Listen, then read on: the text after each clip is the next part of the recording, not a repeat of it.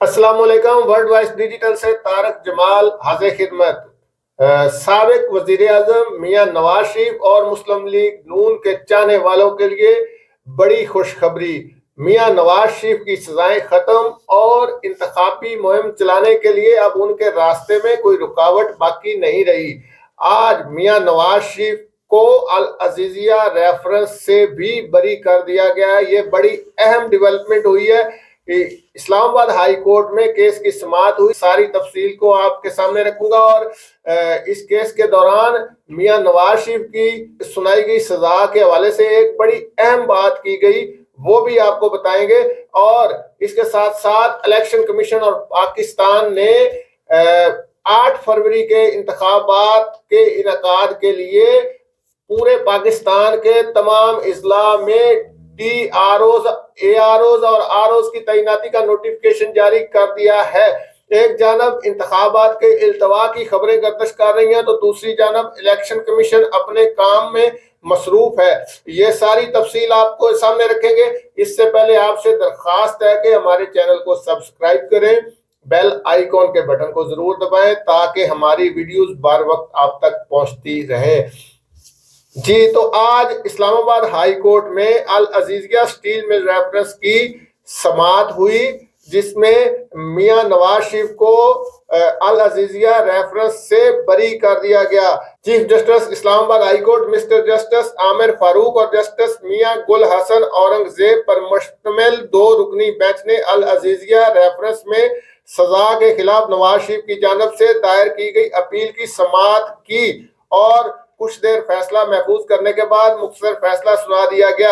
اسلام آباد high court نے العزیزیہ reference میں احتساب عدالت کا فیصلہ کال عدم قرار دیتے ہوئے سابق وزیر اعظم میاں نواز شریف کی اپیل منظور کرتے ہوئے انہیں العزیزیہ ریفرنس سے بری کر دیا۔ آج بڑی جو دلچسپ بات کیس کے سماعت کے دوران ہوئی، دوران سماعت نیب پراسیکیوٹر نے عدالت کو بتایا کہ نواز شریف کے خلاف ان کا کیس واجد ضیاء کے مفروضے پر مبنی تھا، جس پر عدالت نے کہا تو پھر مفروضے پر تو کبھی سزا نہیں ہوتی۔ اب دیکھیں، اندازہ کریں کہ مفروضوں پر میاں نواز شریف کو ماضی میں سزا سنائی گئی، اور یہ نیب کا پروسیکیوٹر نے اس بات کا عدالت میں کھل کر اظہار کیا ہے۔ یہ نواز شریف جو جب ماضی میں عدالتوں میں چکر لگا لگا کے تھک گئے، مایوس ہو گئے اور انہیں انصاف کی توقع نظر نہیں آ رہی تھی، تو انہوں نے یہ جملہ کہا تھا جو بڑا مشہور ہوا کہ میں اپنے معاملات، اپنے کیسز اللہ کے سپرد کرتا ہوں۔ تو آج اللہ تعالیٰ نے ان کی سن لی اور ان کے تمام کیسز سے وہ باری باری بری ہوئے۔ اسلام آباد ہائی کورٹ نے العزیزیہ ریفرنس واپس احتساب عدالت بھیجنے کی استدعا بھی مسترد کر دی۔ اسلام آباد ہائی کورٹ نے مختصر سا فیصلہ سناتے ہوئے العزیزیہ ریفرنس میں نواز شریف کی سزا کے خلاف اپیل منظور کرتے ہوئے انہیں کیس سے بری کر دیا۔ چیف جسٹس عامر فاروق نے کہا، واجد ضیاء نے جو نتیجہ اخذ کیا وہ کن دستاویزات کی بنیاد پر تھا، وہ ہمیں دکھائے۔ آپ کو بتاتا چلوں، 24 دسمبر 2018 کو اسلام آباد کی احتساب عدالت نے سابق وزیر اعظم میاں نواز شریف کو العزیزیہ اسٹیل ملز ریفرنس میں 7 سال کی سزا سنائی تھی اور جرمانے کی سزا بھی سنائی تھی۔ اس کے ساتھ ساتھ ایک سزا اور بھی انہیں سنائی تھی جو 6 جولائی 2018 کو اسلام آباد کی احتساب عدالت نے ایون فیلڈ ریفرنس میں نواز شریف کو 11 سال قید کی سنائی تھی۔ رواں سال 26 اکتوبر کو اسلام آباد ہائی کورٹ نے نواز شریف کی درخواست پر ایون فیلڈ اور العزیزیہ ریفرنس میں سزا کے خلاف اپیلیں بحال کی تھی۔ نواز شریف کو اس سے پہلے ایون فیلڈ ریفرنس میں سنائی گئی سزا سے بھی بری کر دیا گیا تھا، اور آج نواز شریف کو العزیزیہ ریفرنس سے بھی بری کر دیا گیا ہے۔ اب نواز شریف کے انتخابی مہم چلانے کے راستے میں تمام رکاوٹیں ختم ہو گئی ہیں۔ اب وہ انتخابی مہم بطور امیدوار وزیر اعظم آسان طریقے سے چلانے کے قابل ہو گئے ہیں، اور ان کی تمام سزائیں ایک ایک کر کے ختم ہو گئی ہیں۔